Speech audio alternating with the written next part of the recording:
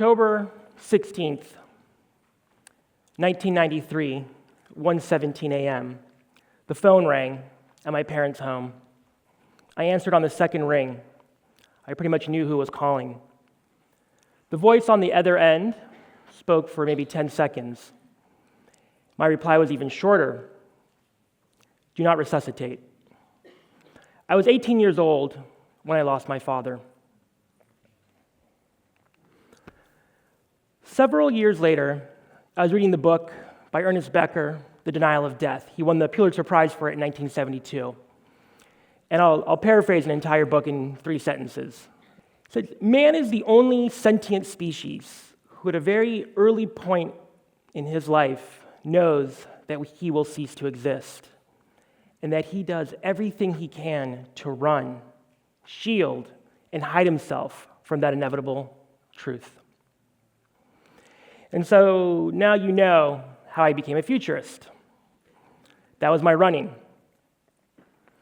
So I've been futuring, which is a term I made up, about 3 seconds ago. I've been futuring for about 20 years.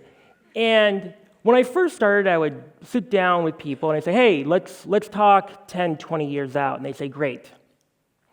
And I've been seeing that time horizon get shorter and shorter and shorter. So much so that I met with a CEO 2 months ago, and I said, we started our initial conversation. He goes, I love what you do. I want to talk about the next 6 months. We have a lot of problems that we are facing. These are civilizational-scale problems. The issue, though, is we can't solve them using the mental models that we use right now to try and solve these problems. Yes, a lot of great technical work is being done, but there's a problem that we need to solve for a priori before if we want to really move the needle on those big problems. Short-termism, right? There's no marches, there's no bracelets, there's no petitions that you can sign to be against short-termism. I tried to put one up and no one signed. It's so weird. But it prevents us from doing so much. And by the way, this is on policy, this is at home, this is on the major issues. Short-termism, for many reasons, has pervaded every nook and cranny of our reality. Yet it's something that we actually don't talk about, but it prevents us from doing so much. So I just want you to take a second and just think about an issue that you're working on. It could be personal, it could be at work, or it could be move the needle world stuff, and think about how far out you tend to think about the solution set for that. Because short-termism prevents the CEO from buying really expensive safety equipment, because it'll hurt the bottom line. So we get the Deepwater Horizon.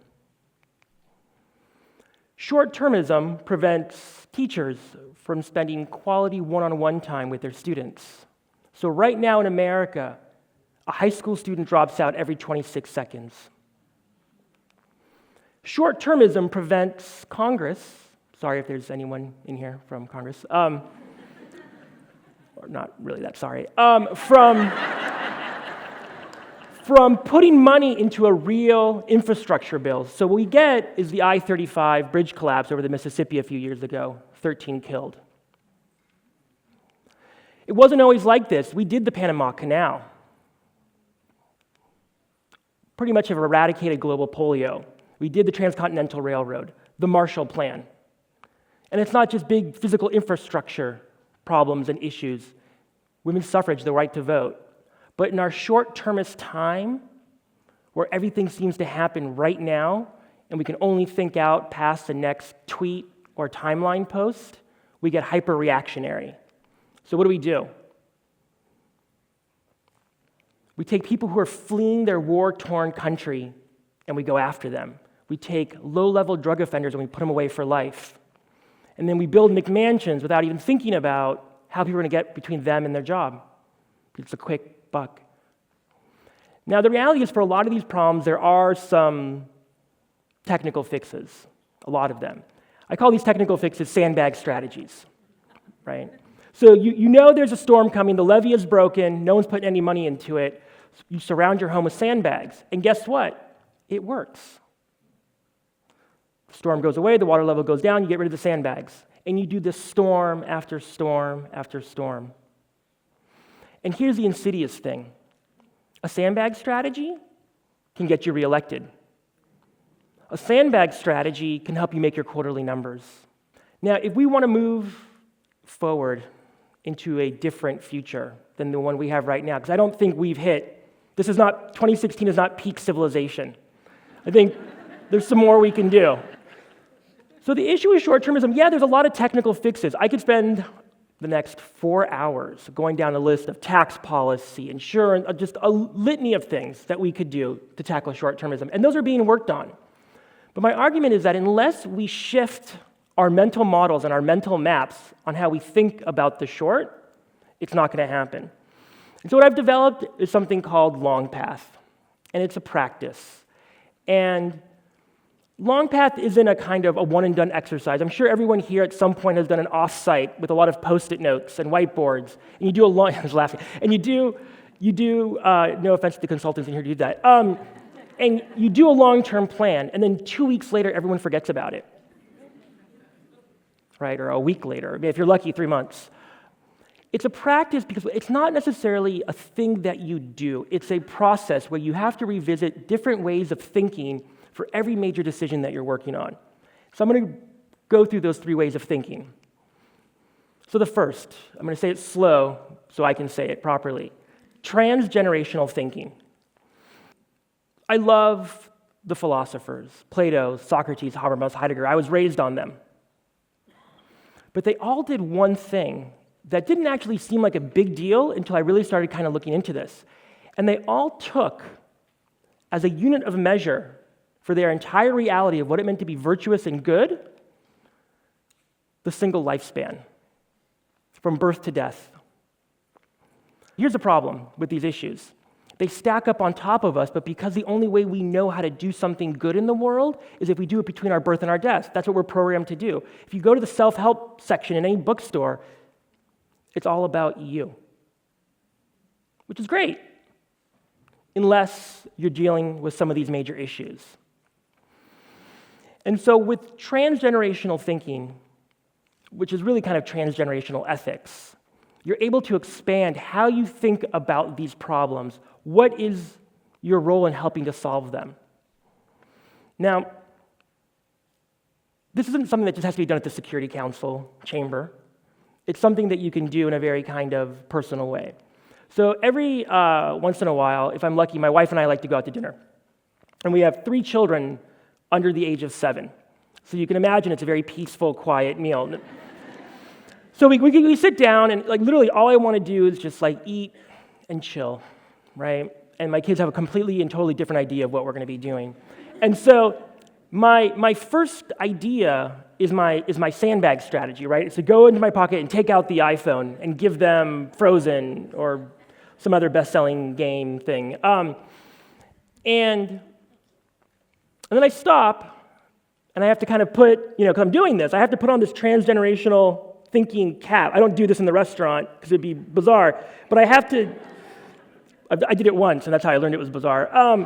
And you have to kind of think, okay, I can do this, but what is this teaching them? So what does it mean if I actually bring some paper or engage with them in conversation? It's hard. It's not easy. And I'm making this very personal. It's actually more traumatic than some of the big issues that I work on in the world, is entertaining my kids at dinner. But what it does is it connects them here in the present with me, but it also, and this is the crux of transgenerational thinking and ethics, it sets them up to how they're going to interact with their kids and their kids and their kids. Second, future thinking. So when we think about the future, let's close your eyes. You don't have to close your eyes. Everyone always says that. No one does. Pretend to close your eyes and think 10, 15 years out. Give me a vision of what the future is. You don't have to give it to me, but think it in your head. And what you're probably going to see is the dominant cultural lens that dominates our thinking about the future right now: technology. So when we think about the problems, we always put it through a technological lens, a tech-centric, a techno-utopian. And there's nothing wrong with that, but it's something that we have to really think deeply about if we're going to move on these major issues. Because it wasn't always like this, right? The ancients had their way of thinking about what the future was. The church definitely had their idea of what the future could be, and you could actually pay your way into that future, right? And luckily for humanity, we got the scientific revolution. From there, we got the technology. But what has happened, and by the way, this is not a critique. I love technology. Everything in my house talks back to me, from my children to my speakers to everything. But we've abdicated the future from the high priests in Rome to the high priests of Silicon Valley. And so when we think, well, how are we going to deal with climate or with poverty or homelessness, our first reaction is to think about it through a technology lens. And look, I'm not advocating that we go to this guy. This is not, and I love Joel, don't get me wrong. But I'm not saying we go to Joel. What I'm saying is we have to rethink our base assumption about only looking at the future in one way, only looking at it through the dominant lens, because our problems are so big and so vast that we need to open ourselves up. And so that's why I do everything in my power not to talk about the future. I talk about futures. It opens a conversation again. So when you are sitting and thinking about how do we move forward on this major issue, it could be at home, it could be at work, it could be, again, on the global stage.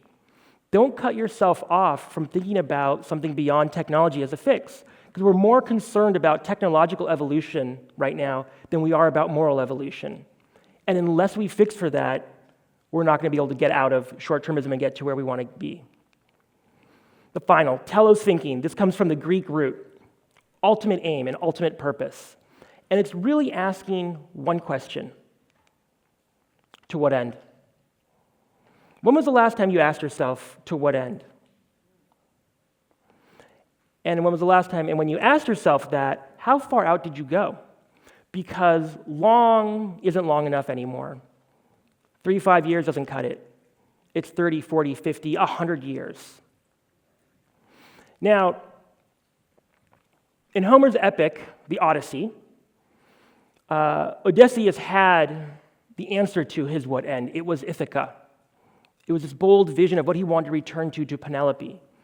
And I can tell you, because of the work that I'm doing, but also you know it intuitively, we have lost our Ithaca. We have lost our to what end. So we stay on this hamster wheel. And yes, we're trying to solve these problems, but what comes after we solve the problem? And unless you define what comes after, people aren't going to move. You know, Thomas Kuhn, who gave us the famous term paradigm shift, the part about that book that isn't as famous is where he said, people don't shift unless they know and have a vision of what it is that they're shifting to, right? The frog won't leap from one lily pad to the next without seeing it. And you can't tell the frog just a one-sentence telos statement. It needs to be fully fleshed out. This was the power of what Martin Luther King Jr. did. He went through the list of problems and issues, but then he gave you a strong understanding of what it was. I have a dream. What will come after? You know, the businesses, and this isn't just about business, but the businesses that do consistently, who break out of short-termism, not surprisingly, are family-run businesses. They're transgenerational. They're telos. They think about the futures. And this is an ad for Patek Philippe. They're 175 years old. And what's amazing is that they literally embody this kind of Longpathian sense in their brand. Because, I'll move out of the way. You never actually own a Patek Philippe, and I definitely won't. Unless someone wants to just throw $25,000 on the stage. You merely look after it for the next generation. So it's important that we remember the future. We treat it like a noun. It's not. It's a verb. It requires action. It requires us to push into it. It's not this thing that washes over us. It's something that we actually have total control over. But in a short-term society, we end up feeling like we don't. We feel like we're trapped. We can push through that. Now I'm getting more comfortable in the fact that at some point in the inevitable future, I will die. But because of these new ways of thinking and doing, both in the outside world and also with my family at home, and when I'm leaving my kids, I get more comfortable in that fact. And it's something that a lot of us are really uncomfortable with, but I'm telling you, think it through. Apply this type of thinking, and you can push yourself past what's inevitably very, very uncomfortable. And it all begins really with yourself asking this question: what is your long path?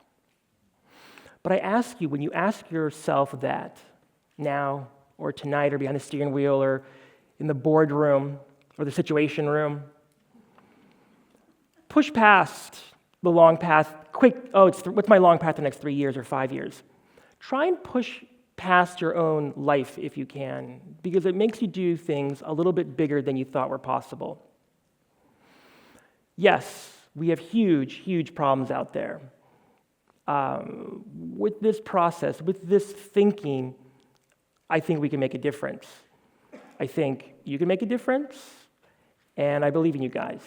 Thank you.